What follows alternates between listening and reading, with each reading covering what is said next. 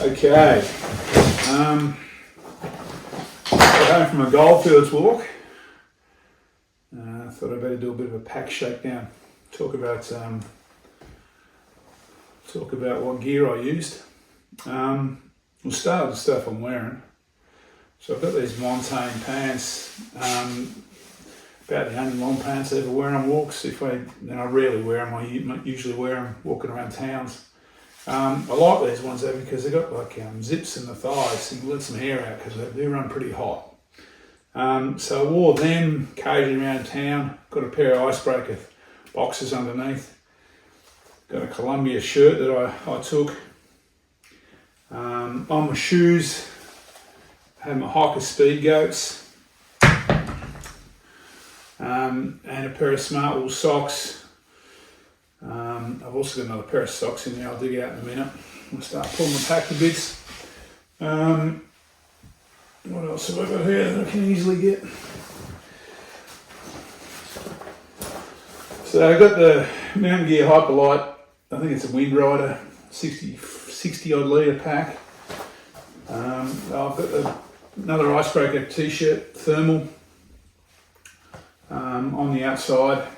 I wore yesterday on the train on the way home. So yeah, I love the icebreaker gear, but you should pay for it. Okay, got my Lecky poles. I need the Lecky poles because I'm running a trekking pole tent, and I just enjoy walking with them anyway. So yeah, I wouldn't go on a long walk without the trekking poles.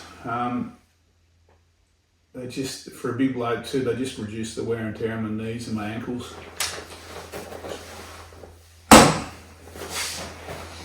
What else is on there? So in these waist pockets, I've got some just some pills, toothpaste, toothbrush, just odds and ends, vitamin pills, things like that I might need during the day. On this one around here, I've got my little inreach, I think, if I can dig it out. Just make a riveting video, this stuff. Oh, hang on. Oh yeah, so I've got the little inreach and just a couple of little band-aids and alcoholic swabs and things like that I might need during the day.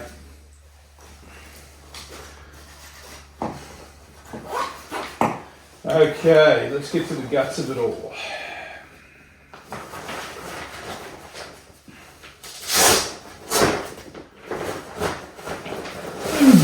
Okay, so in this dry bag, and this is a fairly heavy duty dry bag, I took my laptop. Because this walk I was staying in accommodation for nights at a time, and also I had a few rest days. I decided to carry my laptop on this walk so I could do some work. Not something I normally do because it's it probably added a kilo and a bit of weight, I'm guessing. But yeah, look, it was okay, but yeah, it's not something I'd highly recommend, is carrying a laptop. But if you do carry a laptop, make sure you've got big dry bags for it. This is just my odds and ends. It's an organising bag from Hyperlight Mountain Gear, made of Dynamo, it's waterproof. I tend to use dry sacks and that's organise my gear. So that's got all my electrical gear in, charging leads, spare battery, battery bank, what else? USB sockets for multiple devices. So yeah, because I'm doing a bit of, I was taking my laptop and I was doing a bit of work, I've got a little bit more than normal there.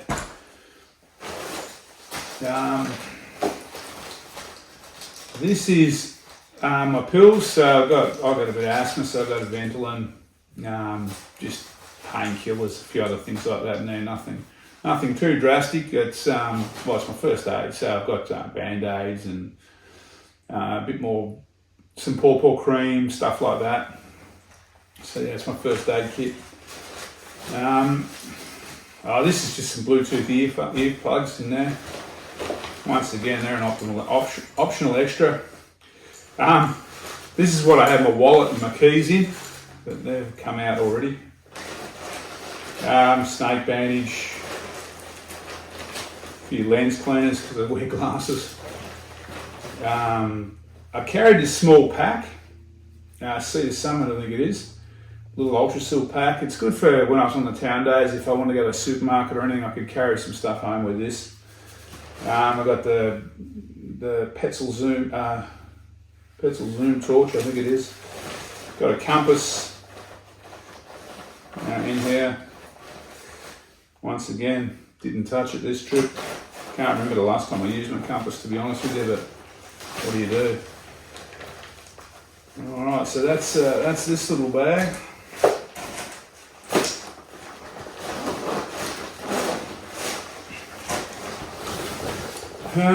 No, this is just some leftover food that I walked out with, so we won't go through the food, but yeah, I keep my food in a separate dry bag.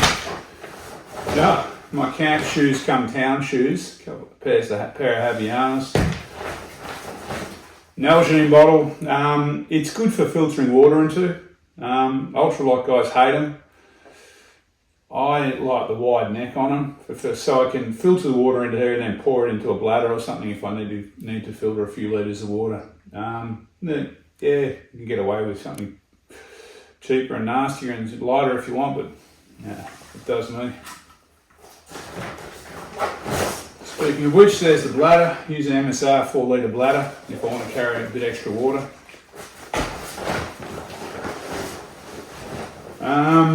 This is my mid-ladder, MacPack. I think it's called a Nitro. Yeah, it's actually a really odd material. It looks really like it wouldn't be warm. It's kind of, you can almost see through it. Super warm, super comfy. And these are the shorts that I walk in. These are my MacPack. I think they're called Copeland shorts. They've got there's a lycra liner on, which makes them extremely comfortable. Once I could work out how to get around the right way, I would for you, but yeah, look, you'll have to trust me on the comfort side of it, but yeah, they're very, very comfortable with a lycra liner. I wear them for a few days. I don't get too smelly, then I wash them when I get to town or when I get a chance. So I wear them when I'm walking mostly, even if it's raining, and then put on the long pants at night. Goldfields guidebook. Look, probably don't need to carry this. You could probably photocopy the maps. I use the maps out of this plus my electronic maps off all trails. You can get away with less. I just like the detail. Another organisation, Hyperlight Mountain Gear Dyneema bag. This one's just got some icebreaker socks, gloves, odds and ends like that, just to help organise in my pack. Got the HMG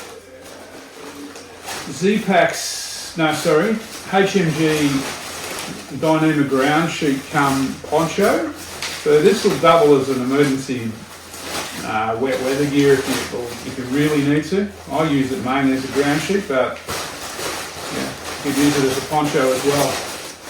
It weighs bugger all. So this is my toilet setup. So I think we've been through this before, but yeah, sanitizer. There's a bit more sanitizer in there. What else we got? Little trowel, some wet wipes, some toilet paper, you get the gist. And I keep all that now in another dry bag.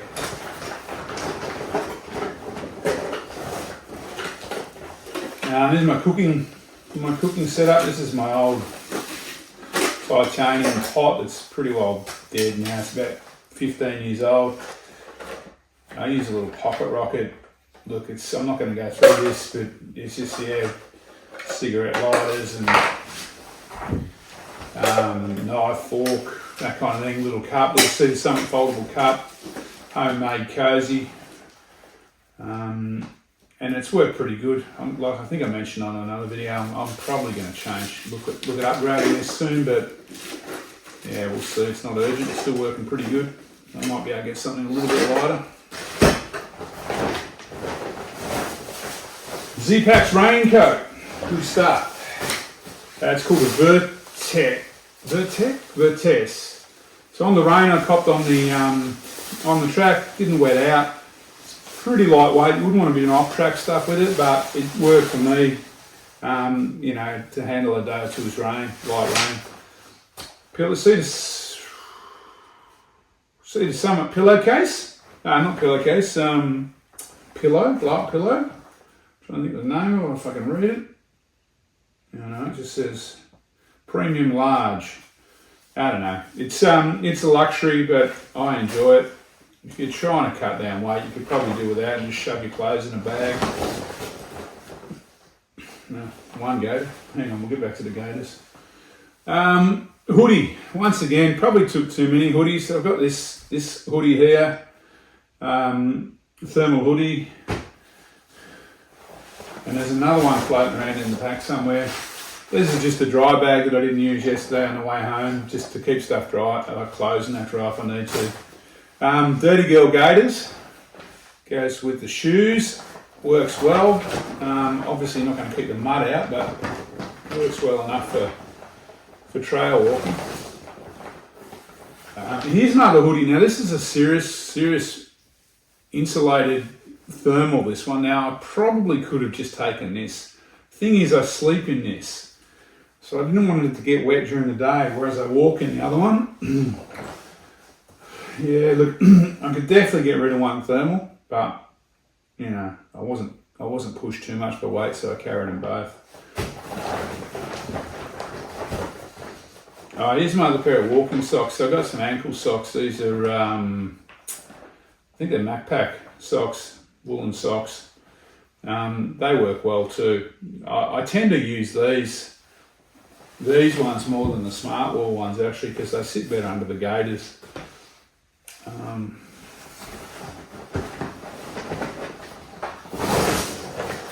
Okay, this is my sleeping gear.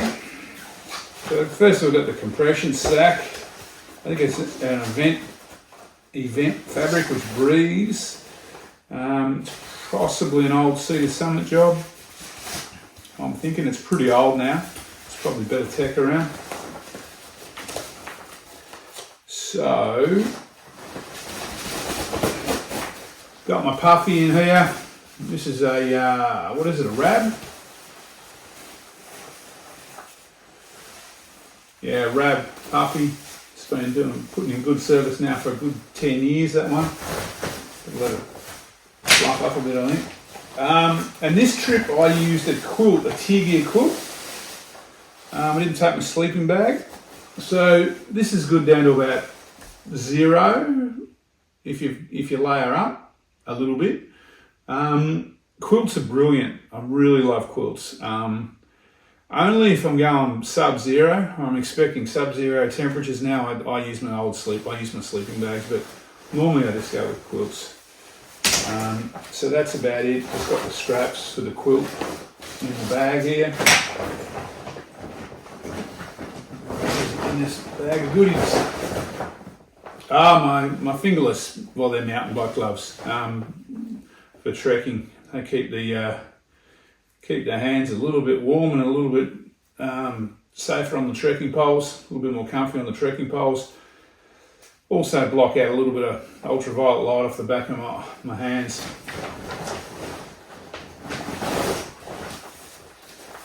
Thermarest Now Extra Therm, about a 6.9 rating, I think. That was fine. I didn't take my little Z-mat on this walk, so this was the only thing I had. It was fine. Even with the quilt, which doesn't go underneath your back, was still fine. So yeah, it's a little bit heavy, but compared to the Cedar Summit equivalent or the, what's the other brand, the one with the down in it, it's probably comparable, if anything, a little bit lighter, with at least as good a R value. And maybe quieter than the Cedar Summit too, I think. Carried the duplex on this one. So duplex is going well. Can't complain about that. It is my go-to tent now, this duplex. Unless I'm expecting super heavy winds, I'll use the duplex. I think it'd probably give me trouble in snow. That's the only thing, if I had a lot of snow falling. But for rain, like I had a heavy night rain, stood up no problem at all, didn't get any splashback back underneath the fly. So that was good, and it weighs maybe half a kilo tops, and it's a palace for one person. Okay. Oh, that's about it for the pack shakedown. I had my reading glasses in one of these pockets, and my phone goes in the other pocket. Now they've obviously come out since I've got home, in case you're wondering what goes there. So yeah, look, that's my gear choice for the Goldfields Track in winter. Obviously, winter is a bit different to summer. The Goldfields Track in summer, you'd be maybe wanting to carry more water, I think, but you wouldn't need all the warm clothes. All right, I'll be back in a sec, and I'll talk a little about logistics. Okay, let's talk logistics on the Goldfields Track. The track is, I hope you can hear me over there.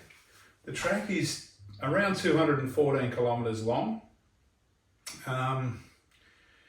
It's a mixture of everything, from walking paths to shared paths to roads to water, aqueduct, walking beside management tracks, walking on management tracks beside aqueducts. There's a fair bit of everything in this walk. It's shared, a lot of it's shared with mountain bikers. Having said that, I only saw two mountain bikers on the whole trip, and they were friends of mine, or friends of a friend, which was really weird. But then I did do a lot of walking midweek, so I'm sure there's more people doing the full trail. Around towns, the track was a little bit busier, but out in the bush, I didn't see any other walkers doing the full trail. And like I met these two ladies that I kind of knew through a friend who were doing the full trail on a mountain bike. There's a mixture of everything on this trail: shared paths, roads, service, like bitumen service roads, there's town walking, there's farm walking, like rural land, there's bushland. I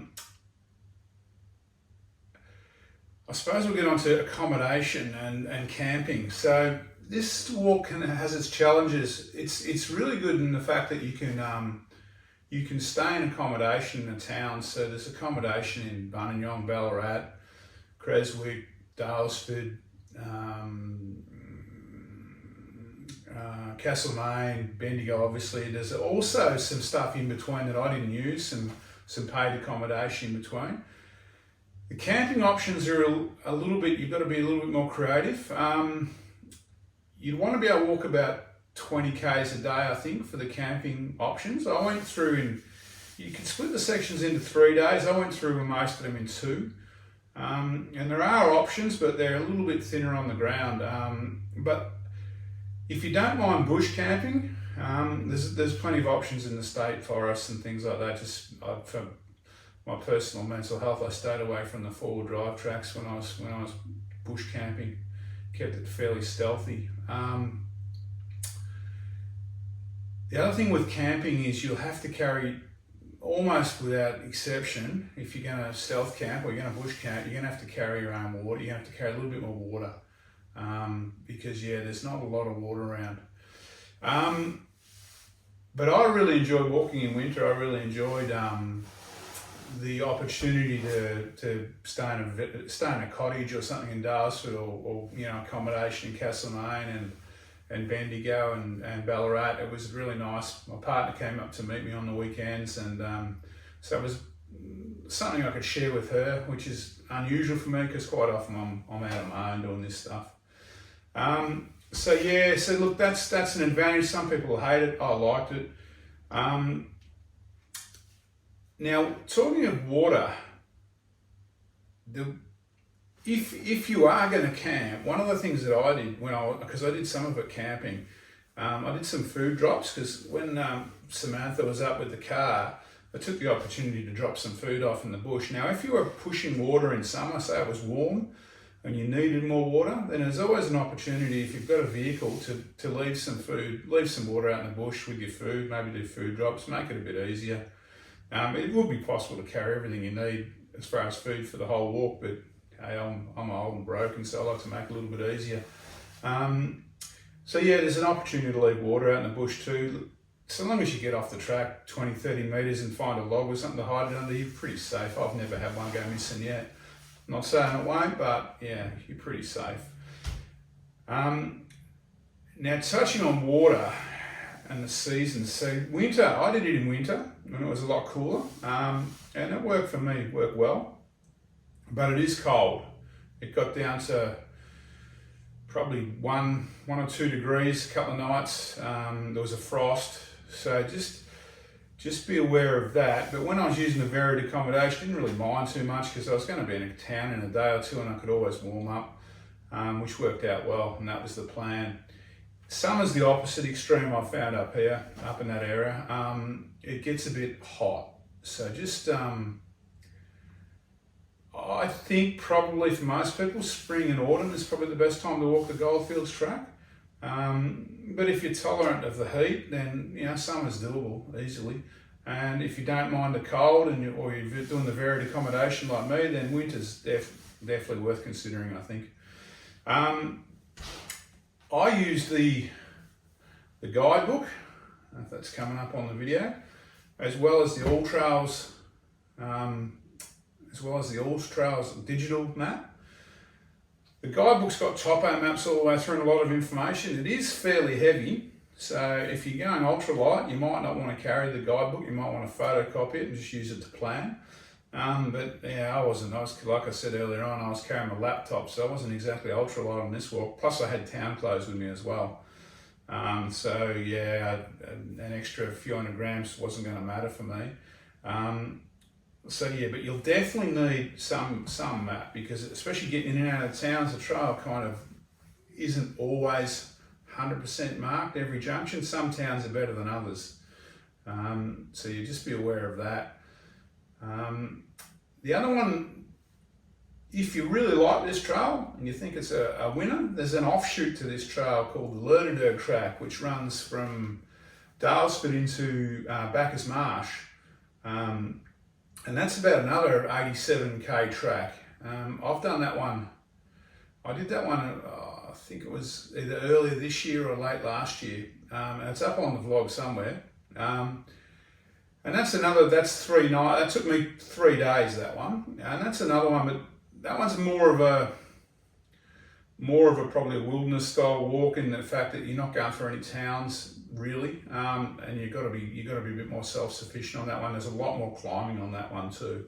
So yeah, consider the Goldfields Track, but the Goldfields Track, look, I highly recommend this track. It was a nice multi-night walk. It will be a good one if you're just starting out on long distance multi-night walks. When I say long distance, it's over 200k, so I suppose we'll call that long distance.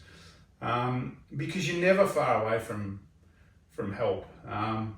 You can get access to the start and the end of the walk pretty much with public transport. I mean, you'd probably have to catch a bus to Mount Buninyong and then a taxi up to the summit of Mount Buninyong or something. But look, there's definitely trains to Ballarat. There's trains to Castlemaine. There's trains to Bendigo. There's a bus that runs to Dalesford from Ballarat and Wood End, I think, from memory. So there's all sorts of options for this track. You can have a decent feed every now and then. So like I said, it's a good one for a beginner, I reckon. The trails aren't particularly steep. There's a few moments on Mount Alexander that are a bit grunty, but it's not that hard really. It's pretty cruisy. I mean, comparing it to the Australian Alps track or something like that, it's cruisy. But yeah, look, it's definitely worth considering if you want to start out or you want a bit of a relaxing walk. Maybe don't do it in 8 days like I did it in effectively. But yeah, consider it. All right, I'll catch up with you next time. Take it easy.